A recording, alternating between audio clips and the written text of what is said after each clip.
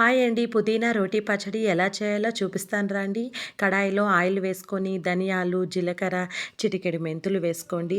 వెల్లుల్లి రెబ్బలు ఎక్కువ వేసుకోండి. ఈ పచ్చడికి వెల్లుల్లి రెబ్బలు ఎక్కువ వేసుకుంటే టేస్ట్ అయితే చాలా బావుంటుంది. ఎండుమిర్చి వేసుకోండి. ఇప్పుడు ఒక ఆనియన్‌ని సన్నలుగా కట్ చేసుకొని వేసుకోండి. కొంచెం కరివేపాకు వేసుకోండి. బాగా ఫ్రై చేయండి. తర్వాత ఏంటి ఒక 3 టమోటాలండి. మీడియం సైజ్ టమోటాలు తీసుకొని కట్ చేసుకొని వేసుకోండి. ఇప్పుడు బాగా అవి వేగిన తర్వాత కొంచెం చింతపండు వేసుకుందాము. వేసి ఇంకొంచెం ఫ్రై చేద్దాము.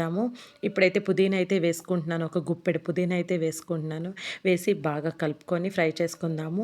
కొంచెం కొత్తిమీర అయితే వేసుకుంటున్నాను. వేసి బాగా కలుపుకొని బాగా ఫ్రై అయిపోయిన తర్వాత తీసి మనం ఇప్పుడు రోల్లో వేసుకొని పచ్చడి అయితే దంచుకుందాం రండి. సరిపడా ఉప్పు అయితే వేసుకుంటున్నాను.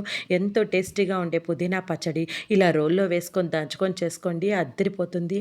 వేడి వేడి అన్నంలోకి నెయ్యేసుకొని ఈ పుదీనా పచ్చడి వేసుకొని తింటే రుచి అద్దరిపోవాల్సిందేనండి. వీడియో నచ్చితే లైక్ చేయండి, సబ్స్క్రైబ్ చేసుకోండి.